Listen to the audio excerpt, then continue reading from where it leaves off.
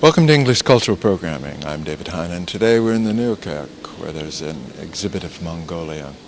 Ever since the Middle Ages, Europe has been fascinated by Mongolia. It's a mysterious place.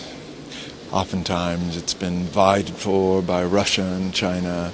Today it's an independent state. This exhibition marks, in some ways, the first display of some wares from some beautiful silver sculptures from the Hermitage in Russia. There are masks used from the shamanic periods of time. Many of the items that are now passing in this culture that is rapidly modernizing. This nomadic group is here conveyed through objects of art, worship. With us today is Jan Fontein, who is the curator of this exhibit. He's going to tell us what's going on in and around the exhibit. Perhaps it will inspire you to come out and see it for yourself. So let's go meet Jan. Jan, I'd like to ask you how this show came together. Well, one of the unusual things about the show is that we have pieces from Mongolia, but we also have pieces that Russian explorers brought from Mongolia in early times. So it is the first time actually that we have these two combinations. The big statue that you see behind me is one of those examples of this mixture of two provenances, you might say. The statue was brought back from the steppes by a Russian explorer and belongs to the Academy of Sciences in St. Petersburg. These pieces you can find all over the vast steppes, from almost Korea to the Black Sea, you might say. And they were usually made by Turkish-speaking peoples, nomads, who made those as images of their ancestors. And the other one that stands next to him, the little boy, is a piece that comes from Mongolia itself. And as you see, they like to represent their ancestors drinking. You know, one has a wine bottle in his hand and the other a cup. So we know what they valued in life. Now we've, for a very long time here in Europe, been fascinated by Mongolia. It has a kind of a mysterious mystique about it. And why do you think that is? Well, we always, when we say Mongolia, we think Genghis Khan. And the odd thing about this exhibition is that there is nothing of Genghis Khan in this exhibition, because Genghis Khan didn't leave anything that you'd like to show in a museum.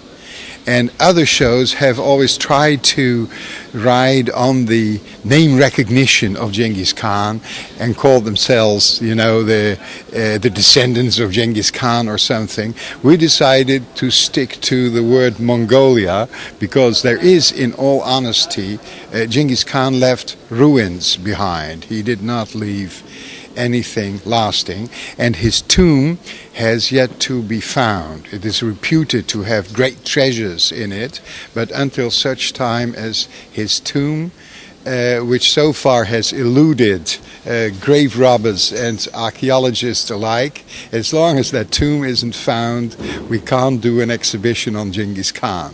What we do is an exhibition on what the Mongolians did centuries after Genghis Khan had gone, when the Mongols had already retreated from their vast imperium into their original homelands, and when Buddhism came to Mongolia in the 16th century. That's the pièce de résistance of this exhibition. Now, I notice you have treasures in your exhibition, both from Mongolia and from Russia. Could you describe a few of these for me? Well, the bulk of the pieces comes from the National Museums of Mongolia, and among them are their greatest treasures. You know, much of what Mongolia had in the way of art was destroyed during the Stalinist terror of 1937-38.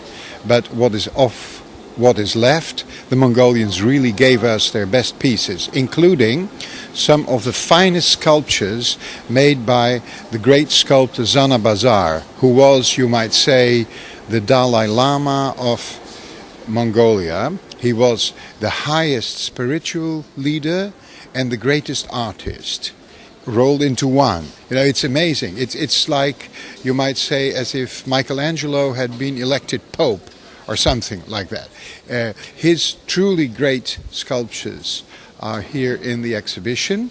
Then we have very fine papier-mâché masks that were made for a kind of exorcist ritual. You know, the Mongols were originally shamanist, and for Buddhism to prevail in Mongolia, they had to adopt many of the shamanistic exorcist practices.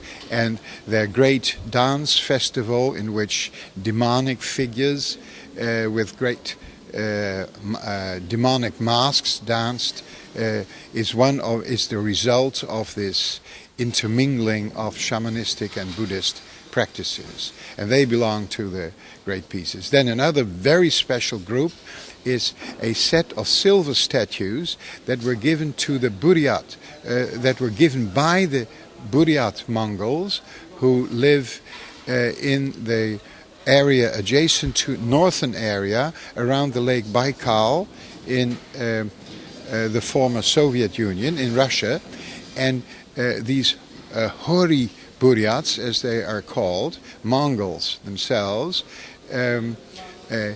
donated some of their finest silver Buddhist statues on 3 different occasions to the Russian Tsar, Nicholas II. First as his crown prince in 1891, and later in 1896, and as late as 1913. They donated statues to him. We have found these statues in the treasure room of the Hermitage in St. Petersburg, and I think they're shown here for the first time. Magnificent statues. It's kind of tragic. Some of them were given to the 4 little princesses who also lost their lives when the Tsarist family was killed by the Bolsheviks. But the art of the Hori Mongols has survived. These pieces have survived. All the other silver pieces that were ever made have disappeared. These ended up in the treasure room of the Hermitage and were preserved for posterity. Now, some years back I saw a beautiful film about Mongolia in which it was a husband and wife, and they lived out on the steppes, and then in the end he bought a television set and brought it out to them, and it was kind of the demise of their ancient manner of living as a nomad. Is this happening in Mongolia? Well, you know, one of the surprising things is that almost all the people I know in Mongolia live in Soviet-style apartment buildings in the capital Ulaanbaatar, where a large capital in which about 1/3 of the population of Mongolia resides. But they're just one step away from their nomadic culture. I traveled with a group of 13 Mongols into the countryside and visited a family living in one of those gers, you know, the round tents that is typical for Mongolia, and of which we have two, one in the exhibition and one outside the exhibition, to attract attention to this very ingenious adaptation to the harsh climate of Mongolia. Of these 13 people, there was only one a woman of about 40 years old, who admitted having been born in a clinic. All the others had been born in a ger, in a tent, and they felt completely at home with nomadic life. And many Mongols hope, after their retirement, to go back and live in a ger again. And it is very comfortable living. You know, it's a perfect adaptation to the scorching summer heat and the really bone-chilling cold of the winter in Mongolia. They have adapted themselves to the harsh conditions of their environment, and they use only locally available material to build them. The ger is Mongolia's greatest contribution to world culture, I think.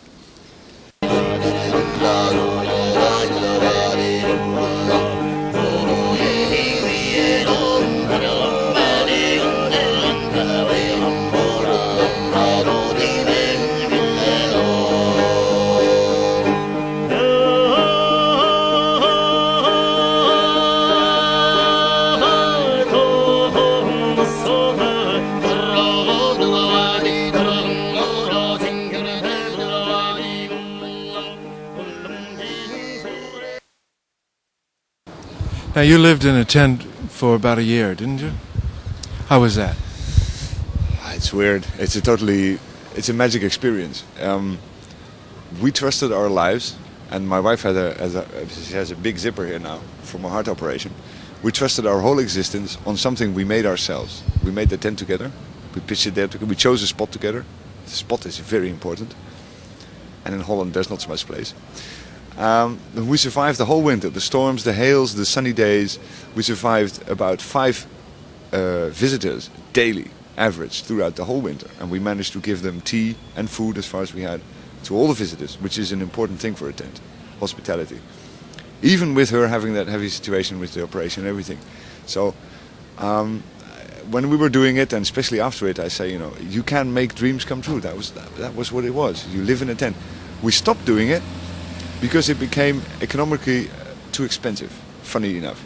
The cost of firewood was too high.